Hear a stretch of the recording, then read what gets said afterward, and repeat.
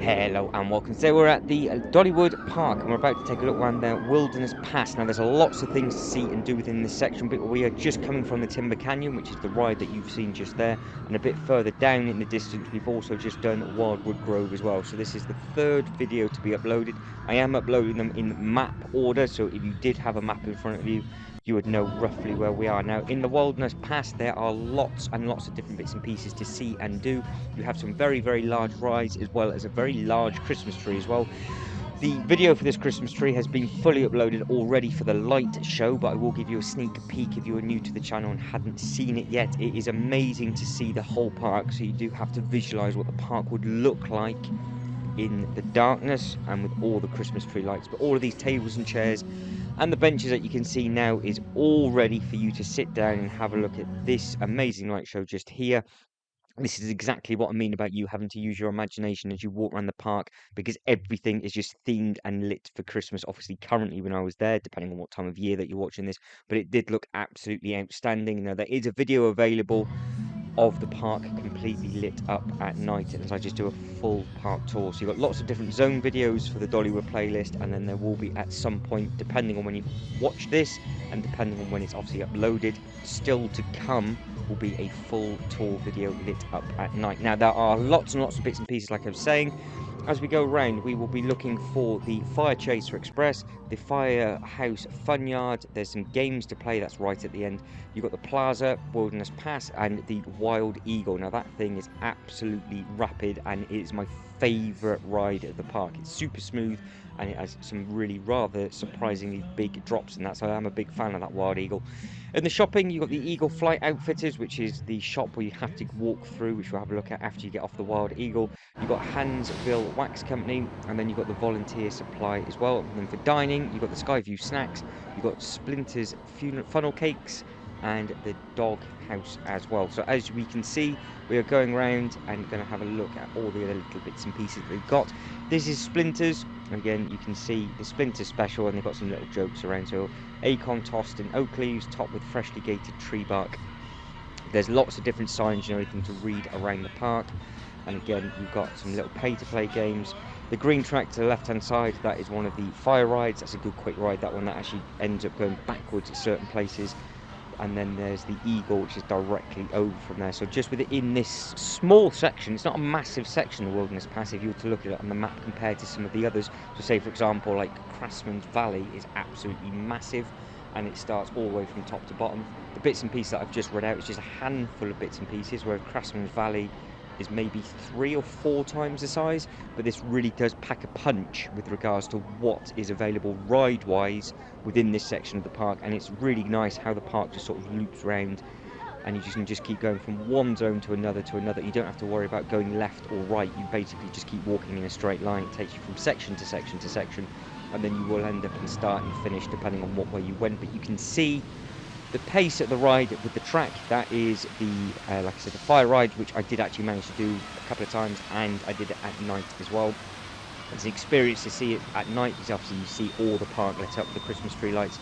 I've said this in multiple videos, it was just a walk on for me for a lot of these rides. It was super quick, super simple, just because of the time of year that I was in, and it was super handy and super easy as well. But the queue line is extremely well themed.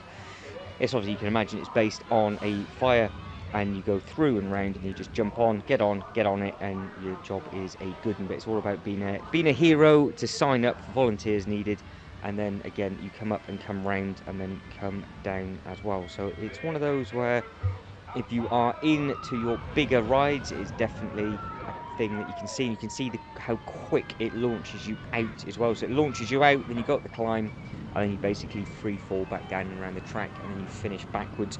So we will catch this going round for a minute or so. You can see the one going up the track now, and it will loop around and down. There's copywritten music here, that's why I'm having to talk over it rather than going completely quiet.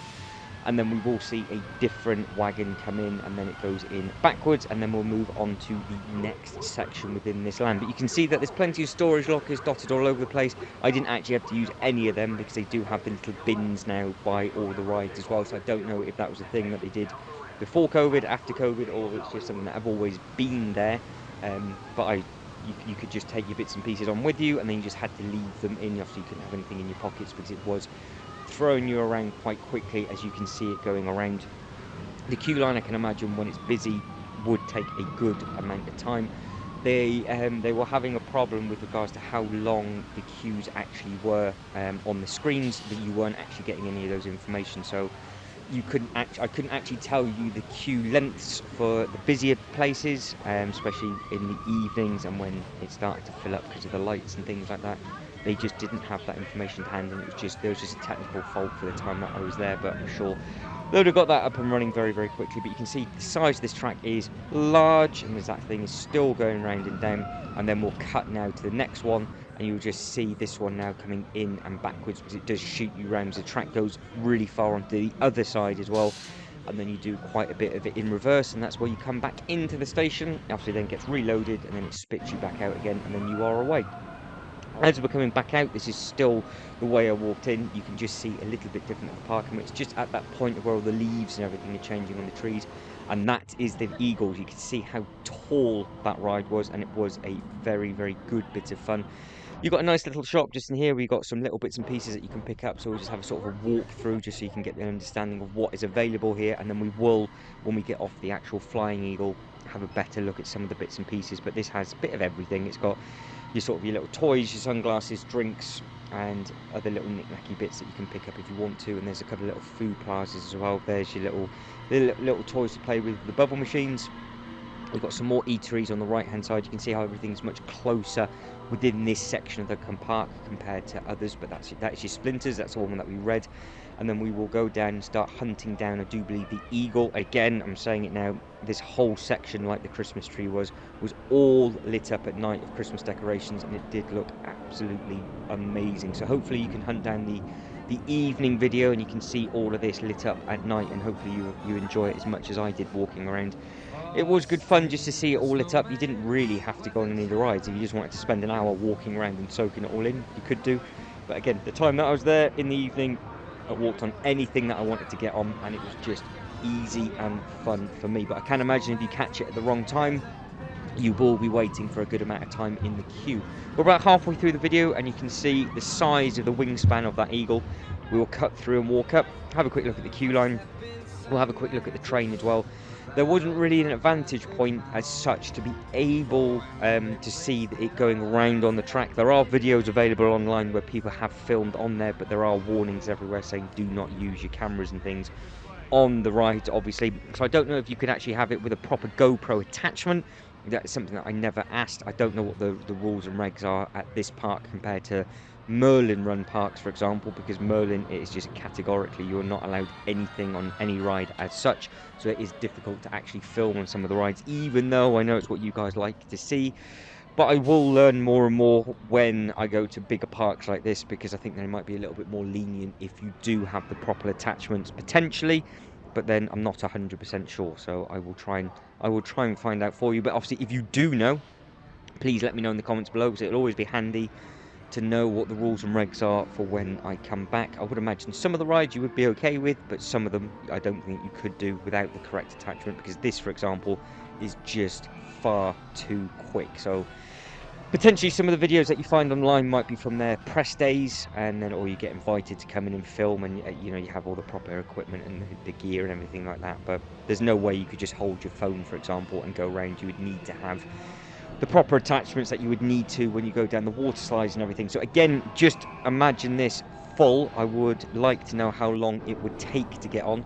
As you come through the queue line, that bit, there was a member of staff pointing you to go left or to go right, because this ride you can actually get loaded on two sides. So you could either go on this one side of the wing or on the other. I did manage to sit in the exact same bit twice, on the left hand side of the ride and on the right hand side of the ride. One obviously daytime now, and again when it was pitch black at night. I did it at night first, never doing this ride before, not seeing anything about it. After the very, very steep climb, I was not expecting it to do what it did. Please stay behind the yellow lines.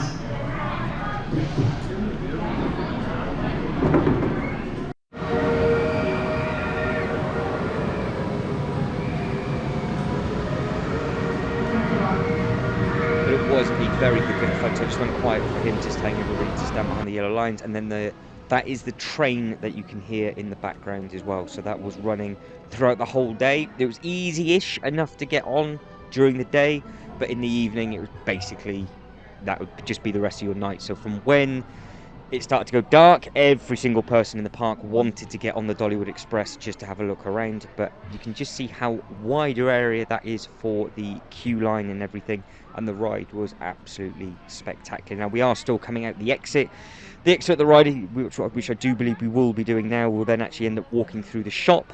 So we'll go through the exit into the shop, whereas you can actually just obviously walk into the shop if you wanted to. Certain parts of the day, super quiet, the shops. Other parts of the day, depending on if people are just getting a little bit cold or a little bit tired, they soon filled up very quickly. There was obviously a lot of people trying to buy all the t-shirts and things before they left, so you didn't actually have to carry on all the bags and everything. I don't know if there's a click and collect service here like they would do, say for example with the Lego shops, where you can go at the end of the day and just re-pick up your big boxes. But with this, I'm not too sure, but I like the fact that each, so like that for example, like I'm not a chicken, or Be an Eagle, not a chicken, but then you go to a different part of the section and then they're taking the mick out of another animal, and it's sort of, they go against each other with the t-shirts and things. So if you are into your clothing, how did they fit for you? I did want to try and pick up some sort of hoodie or something like that, but I just couldn't find the right one, and to be honest I just sort of ran out of time because soaked it all in, had a look at all the lights, and it was just one of those where it was just time to leave and then get back. So it was a very good time at this park, and I would definitely like to come back again. But if you are here for the 2023 season, if it's changed, then obviously please do let me know. If you did manage to get here for the 2022 season, what are your thoughts? Is this a park that is it your regular park? Did you just happen to come down? Did you even know this park existed? It was one of those that I stumbled across it in 2019, was hoping to get up here in 2019, and obviously booked it for 2020, and COVID hit, and then it all got put on pause for a little while. But here we are in 2022, so like a lot of things, everybody's just getting going again. But there was a lot more to do than what I thought there was going to do, and now with the show rides, sorry, the show times, there, I'm just looking at the list now, there are 1, 2, 3, 4, 5, 6, 7, 8, 9, there's 11 different shows running throughout the day, and they run between 11 and 8. So there's lots and lots of different shows that you can do, and like I said in previous videos, some of the shows do run anything up to 50 minutes. The wonderful Christmas, which is the Christmas tree that we saw at the very start, the show runs every 20 minutes starting at 6 o'clock at night, and the last show is at 8:40 in the evening. Obviously then that goes until 9 p.m. But there are lots and lots of things to see and do rather than just the rides as well. This definitely by far, especially at this point of the year, there is literally something for everybody. You don't have to do the big rides, you can go on the smaller ones. If you're not into your rides but you're into your shows, there are multiple shows for you. If you're not really into your shows but you just want to have a look at all the Christmas stuff, you would just come in the afternoon and just spend, say, from 3 till 9 walking around the park and just soaking absolutely everything in, because there is so much to see and do. Right, we are coming down to the very end. So on the map, this is where it just says games, which means I am running out of time. But there was a lot of games winners, lots of people walking around with the teddy bears and everything like that. And then from here, this is where the next zone will be. Next zone is absolutely massive, and again, it looked insane lit up at night. But guys, that is it. I am done. If you can like, subscribe and all that good stuff, that'd be absolutely fantastic. Hopefully you've enjoyed this little tour of this section of the park. Again, comment below what your thoughts are, what you think of the rides and everything. But there are some massive rides to come within the next section of the park as well. But that's it. So as always, thank you very much for watching. You guys take care, and I'll catch you in the next one. Ta-da.